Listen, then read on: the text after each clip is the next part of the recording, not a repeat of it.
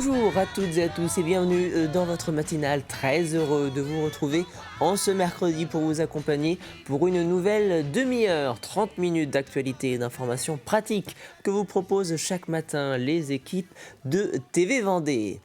Un numéro à connaître si vous souhaitez vous aussi participer ou réagir pendant cette matinale, le 06 84 54 77 23.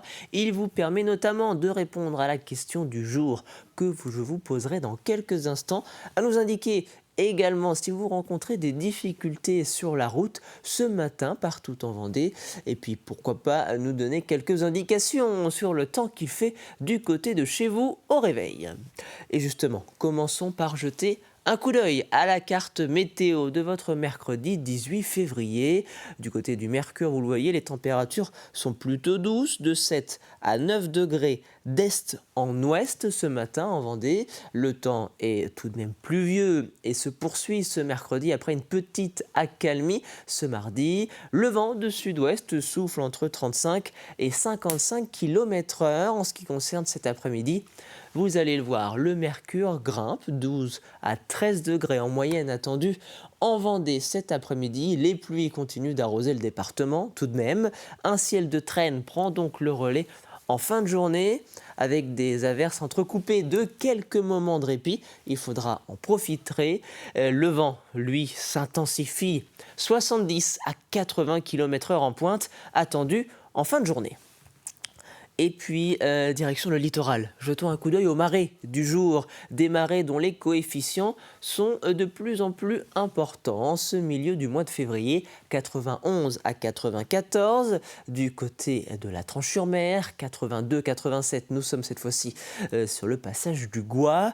La première basse mer est prévue aux alentours de 11h30 aujourd'hui. Ce qui veut dire que sur la deuxième partie de journée, l'océan se rapprochera petit à petit du littoral, ce qui veut dire également que vous avez 1h30 avant et après ce créneau d'11h30 pour aller traverser le passage du Gois et pourquoi pas aller faire un petit peu de pêche à pied. Je vous propose désormais de passer au journal tout simplement préparé par la rédaction de TV Vendée.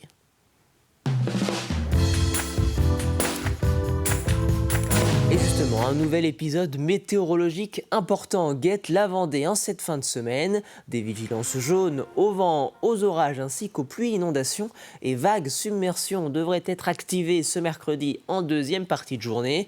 Dans le sud Vendée, la Sèvre niortaise est toujours placée en vigilance orange pour crue et les autorités craignent que la situation ne s'arrange pas dans les prochains jours. C'est pourquoi le préfet Éric Fresselinard s'est rendu sur le terrain entre les communes du Gué-de-Veluire, de l'île d'Elle et de Nalier à la rencontre des élus locaux, des agriculteurs ainsi que des gestionnaires des ouvrages du territoire.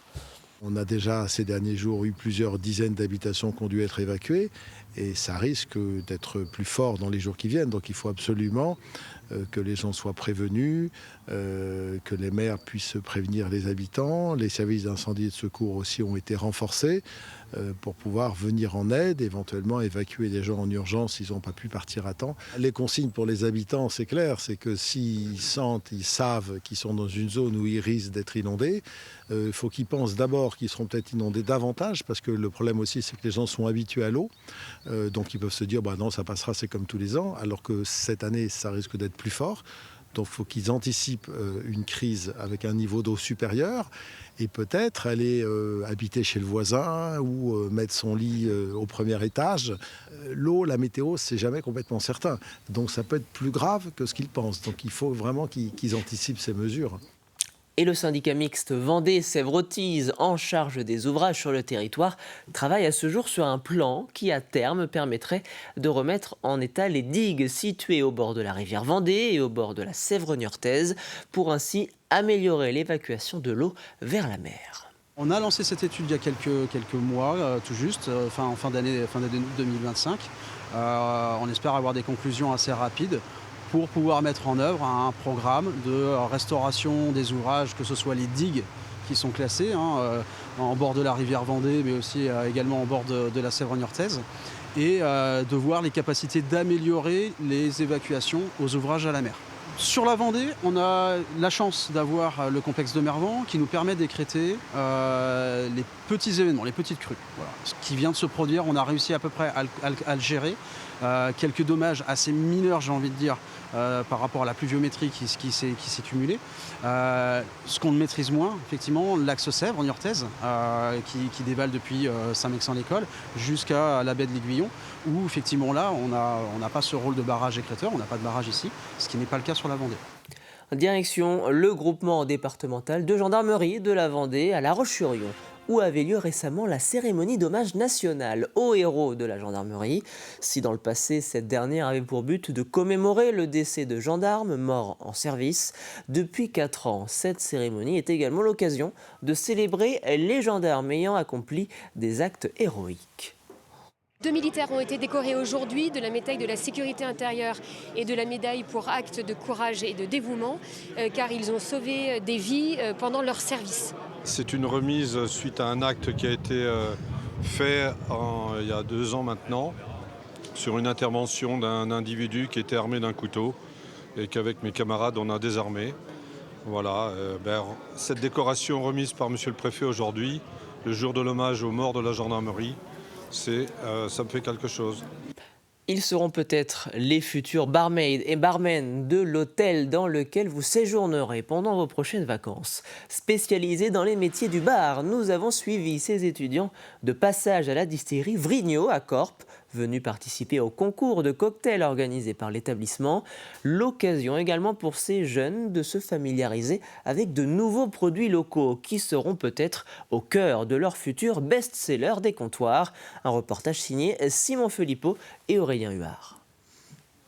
Ce matin, une trentaine d'étudiants venant de La Roche-sur-Yon, Niort ou encore La Rochelle se retrouvent à la distillerie Vrignot. Ils suivent actuellement un cursus de spécialisation métier du bar, une formation de très haute qualité qui s'apparente à de la haute gastronomie. On est un petit peu, si vous voulez, dans ce que ferait un cuisinier. On apprend forcément les bases des cocktails aux élèves, donc ce qu'on peut faire, ce qu'on ne peut pas faire. Et ensuite, forcément, on va aller dans un esprit de création, c'est de mettre en valeur des produits qui ont été travaillés par des liquoristes ou comme ici une distillerie, et de mettre en valeur leurs produits et ensuite pouvoir le consommer et le vendre à la clientèle. Pour les étudiants, cette visite est l'occasion de mieux comprendre l'origine des produits qu'ils utilisent. Et pour la distillerie, c'est une manière de mettre en avant ces produits qui reviennent au goût du jour à travers le développement des cocktails. On va pouvoir consommer un cocktail du début à la fin du repas et on va pouvoir assembler différentes liqueurs, différents goûts pour avoir quelque chose de très élaboré. Voilà. Le fait que ce soit aujourd'hui des bartenders qui viennent chez Vrignot pour faire ce concours, 15e année de concours, c'est d'autant plus intéressant que c'est eux demain qui vont pouvoir promouvoir nos différents produits, même les liqueurs en général, soyons pas sectaires. Et c'est ça qui est très intéressant aujourd'hui. Les futurs barmen et barman présents imaginent déjà les recettes qu'ils pourront travailler avec les produits découverts lors de cette journée. À travers leurs cocktails, ils arrivent à moderniser des boissons qui n'attirent pas habituellement les jeunes consommateurs. Le type de produit qu'on peut dire vieux jeu exactement, ça pourrait être des produits comme le gin, le whisky, mais c'est des produits qu'à l'heure d'aujourd'hui, on peut se permettre de revisiter pour qu'ils soient plus modernes et qui donnent l'œil aux jeunes pour les goûter et qui ça leur permette de découvrir des produits qui peuvent être nouveaux comme anciens. Au-delà de la visite de la distillerie, les étudiants étaient surtout présents pour s'affronter lors du concours Vrignot, un rendez-vous habituel depuis 15 ans. Après leur formation, ils intégreront des palaces ou des bateaux de croisière. Et je le rappelle, l'abus d'alcool est dangereux pour la santé, à consommer bien évidemment avec modération. C'est une grande première pour les Sables d'Olonne. Depuis le week-end dernier, le public vendéen peut assister aux rencontres de la toute première édition de l'Open Arena Les Sables d'Olonne, un tournoi WTA 125 inscrit au principal circuit international de tennis professionnel féminin. Parmi les engagés, le public pourra aller encourager les Françaises Océane Dodin, Fiona Ferro ou encore la quart de finaliste de Roland-Garros en 2017, Kristina Mladenovic. C'est une nouvelle arena, un nouveau tournoi, donc le public a été extrêmement au rendez-vous pour les qualifications dimanche, donc c'était un très bon début. Les joueuses font des très bons retours aussi sur les infrastructures, la salle est magnifique, Les terrains sont super pour des joueuses de ce niveau-là. C'est une arena qui est adaptée pour le sport, avec beaucoup d'espace, des vestiaires de haut niveau. Donc ça donne un très bon écrin pour les joueuses qui sont habituées à un circuit où on leur propose des prestations de haut niveau. Donc à ce niveau-là, c'est vraiment très important. Et même pour le public, c'est une arena où il faut prendre ses marques. C'est au niveau elle vient d'être inaugurée, donc tous les espaces sont flambant neufs. Et donc c'est important aussi pour les partenaires. Ils ont l'habitude aussi du club de basket. Donc on essaie de mettre un peu notre touche de tennis et de leur faire découvrir une nouvelle arène. Et ajoutez à votre agenda, les finales du tournoi simple et double sont prévues ce dimanche à partir de 13h. On termine ce journal avec un joli portrait, celui du club de twirling de La Roche-sur-Yon. Ce dernier fête cette année ses 57 ans et a déjà vu plusieurs générations se succéder bâton en main. Un club où règne l'esprit de famille donc, mais où la compétition n'est jamais bien loin. Grégoire de Châtillon vous fait découvrir cette discipline à la croisée du sport et du spectacle. Le twirling, c'est l'art de faire corps avec le bâton. Un sport artistique qui combine danse et gymnastique. Lilou est l'une des 80 licenciées du club de La Roche-sur-Yon. J'ai commencé à l'âge de 9 ans. Aujourd'hui, j'en ai 21. Ce qui me passionne, c'est toujours pouvoir se dépasser, aller de plus en plus loin dans ce sport. Je ne peux pas faire ma vie sans venir tous les soirs à l'entraînement pour coacher ou m'entraîner. C'est vraiment une passion. Particulièrement pratiqué par les filles, le club existe depuis 1969 pour un sport centenaire venu des États-Unis. Le bâton était d'abord utilisé par les majorettes et porte-drapeaux dans les fanfares militaires. Sport international reconnu, le twirling se pratique en solo, en duo ou bien en équipe.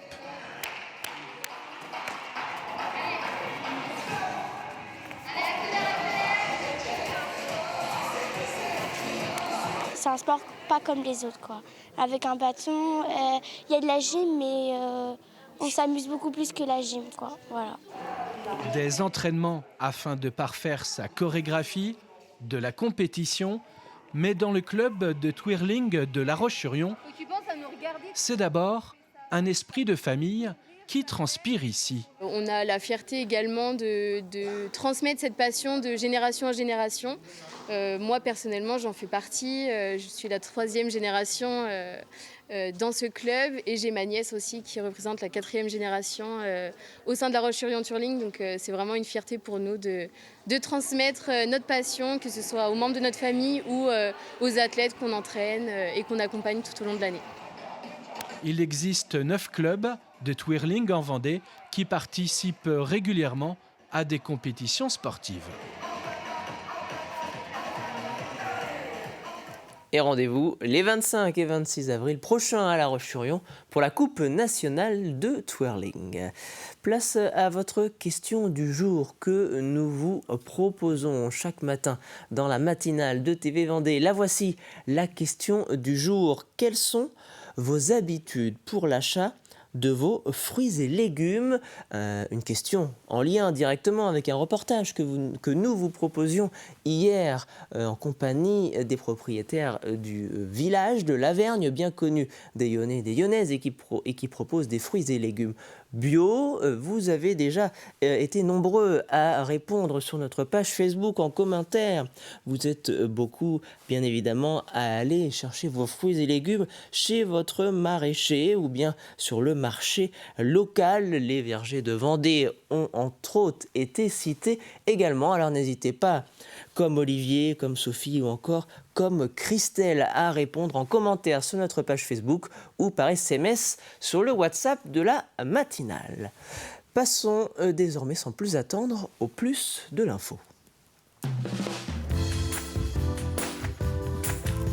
Un plus de l'info consacré ce mercredi à ce projet de bac à marée mis sur pied par des lycéens spécialisés en menuiserie du côté des Herbiers.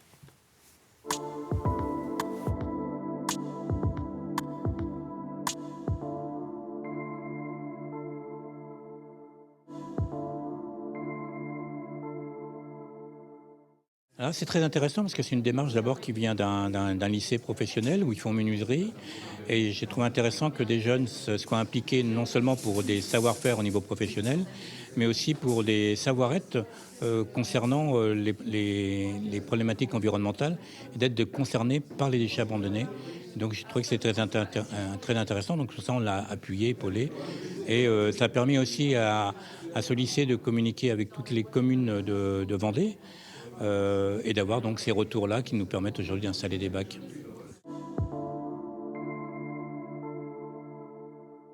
Alors, les bacs à marée, c'est des initiatives citoyennes au départ, des gens qui voyaient des déchets s'échouer, qui cherchaient une solution qu'ils ont proposée à des différents élus. Et progressivement, il y a des bacs à marée qui sont installés sur le littoral. Et le bureau d'études de Théo en a fait un indicateur de présence des plastiques le long du littoral français.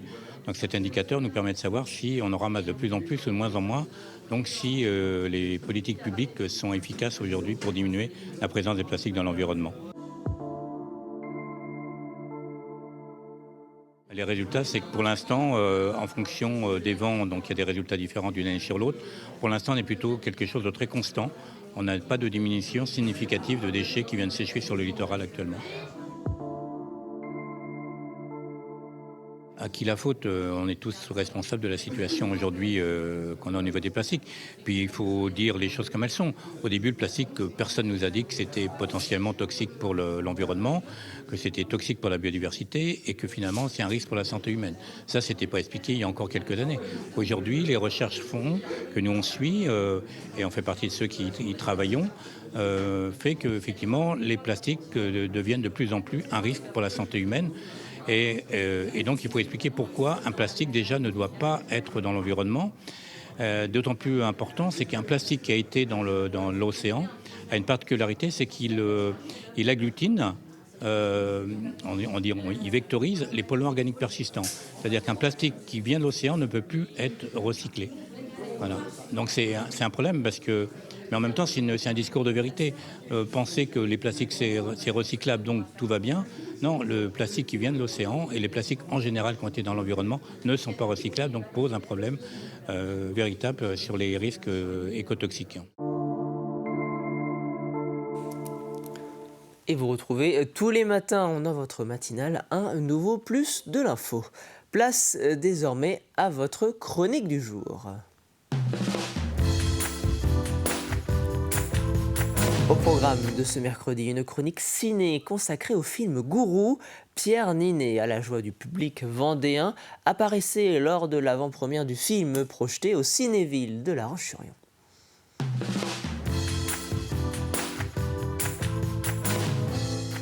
C'est un énorme événement, on ne pouvait pas rêver mieux pour lancer les 25 ans du Cinéville.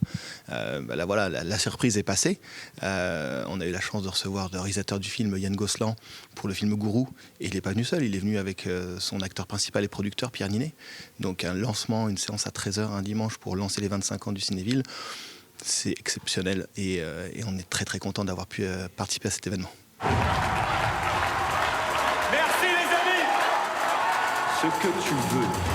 C'est ce que tu es. Mathieu Vasseur, numéro 1 des coachs français. Je vais vous donner les bons outils pour réussir. Pourriez-vous nous donner votre définition du coaching, s'il vous plaît? Je suis fière de toi. Écoutez, moi, je vois nos vies comme des chemins. Un petit peu moins de métaphores et un peu plus de réponses directes, monsieur Vasseur. Vous craignez que le coaching soit une porte d'entrée vers des dérives sectaires? On ne va pas demander un diplôme d'État à chaque coach. Pourquoi pas? On va tous être au chômage. Voilà, c'est plus clair, ça? Matt, le vote de la loi, c'est dans 10 jours. T'es pas non plus sur le mont des Oliviers à prêcher la fraternité universelle, non?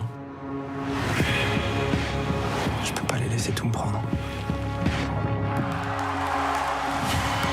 Tous, avec moi. Libérez-vous. Libérez-vous, arrachez vos peines du tréfonds de vos âmes.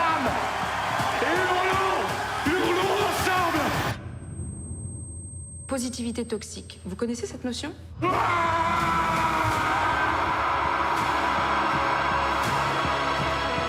te reconnais plus. Tu crois quoi en fait? Que c'est avec des fleurs que je vais aider les gens? Are you fucking ready? Ce que tu veux, c'est ce que tu es. Ce que tu veux, c'est ce que tu es. Ce que tu veux, c'est ce que tu es. Encore une fois, ce que tu veux, c'est ce que tu es.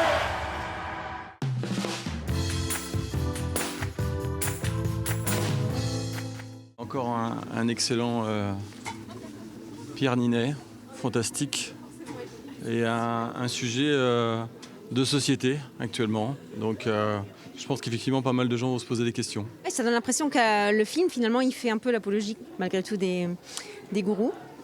Et je ressens une sorte de déséquilibre, en fait, entre le côté, dans le scénario, oui, entre le côté on met en avant les gourous et on montre pas... on les montre, les dérives, mais je trouve que ça ressort pas suffisamment dans le film, le fait que ça doive être combattu et sanctionné. C'était original, mais c'était trop bien. Et la rencontre du coup avec Pierre? C'était incroyable, c'était mon rêve, vraiment.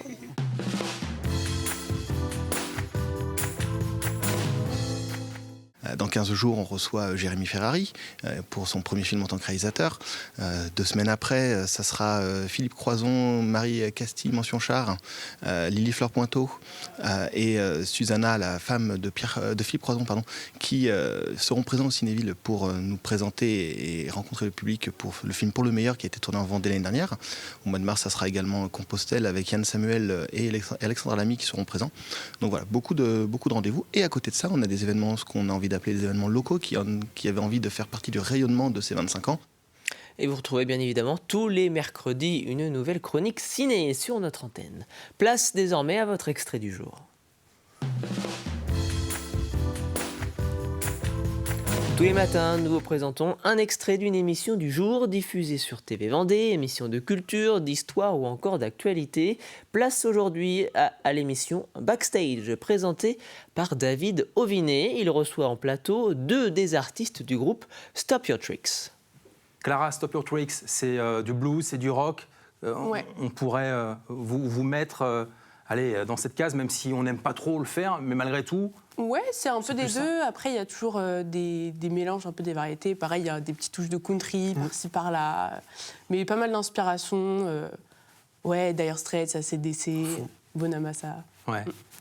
Comment ça s'est passé pour vous, cette histoire, cette rencontre? J'aimerais bien que tu nous expliques l'histoire de Stop Your Tricks. Alors, Stop Your Tricks, en fait, ça découle d'un premier projet qui n'existait plus du coup parce que Stop Your Tricks a pris la suite, qui s'appelait Sweet Crayfish. Et en fait, c'était une petite histoire de collégien. J'étais avec un ami et on voulait se lancer dans un groupe. Et on a trouvé donc au début Fabio et Nils, qui sont batteurs et bassistes. Qu'on va voir après. Exactement. Et du coup, je les ai trouvés via un site de match, on va dire de musiciens. Ouais. Et en fait, ça s'est fait très naturellement, amicalement comme sur le plan musique. Et après, du coup, on a trouvé Clara. Comment vous l'avez trouvée, Clara? Comment c'est arrivé? Moi, c'était à mon école de musique, j'ai vu une annonce. Et du coup, je voulais absolument rejoindre un groupe. Et ça a matché tout de suite. Carrément. C'était l'évidence, t'as bien aimé? Ouais, c'est ça. Ça correspondait à tes attentes? Ouais, tout à fait. Il y avait déjà un petit peu les influences dans l'annonce. Donc je me suis dit, bon, pourquoi pas. Et puis, on a fait une audition, une répète. Et puis, c'est parti. Qui a eu l'idée de ce nom de groupe Stop Your Tricks? Arrête tes blagues pour la traduction. Clara, c'est qui alors? Alors là, c'est plus les gars qui ont réfléchi, parce que justement, quand j'ai postulé, c'était encore Sweet Crayfish. Et le jour de l'audition, ils me disent, en fait, on a totalement changé, on part sur Stop Your Tricks. Et vraiment, pour la signification, maintenant, c'est un nouveau projet, on y va à fond, c'est du sérieux. Et du coup, en gros, c'est arrête tes conneries. Ouais. Exactement, voilà, tout résumé. Voilà. Et pourquoi? Alors pourquoi l'avoir trouvé ce nom? C'est venu... Justement, ça découle un peu du premier projet qui était un peu enfantin et où on n'avait pas vraiment de projet fixe. Ouais. Et là, on s'est dit, non, les gars, on a un truc à faire. Les gars et les filles. Et du coup, allons-y à fond, Stop Your Tricks. Et ce nouveau numéro de Backstage est donc à retrouver dès aujourd'hui sur notre antenne. Nous nous approchons de la fin de cette matinale, c'est donc l'heure de votre café cuisine.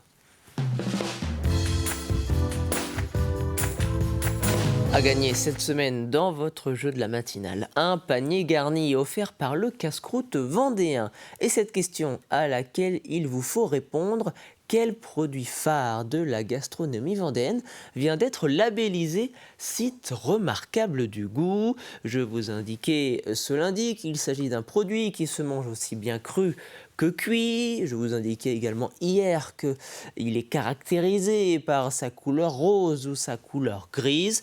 Un troisième indice en ce mercredi, nous sommes donc à la recherche d'un produit qui fait le bonheur de la filière pêche en Vendée. Alors, avez-vous trouvé cette réponse à la question de cette semaine? Si oui, rendez-vous sur tvvendée.fr, rubrique « Jeux » pour la déposer, cette fameuse réponse. Vous avez jusqu'à vendredi midi pour le faire. Et c'est la fin de cette matinale. Merci beaucoup de l'avoir suivi. Rendez-vous dès 12h30 avec Élise Blanchard pour votre journal de la mi-journée. Et moi, je vous dis à très vite sur TV Vendée.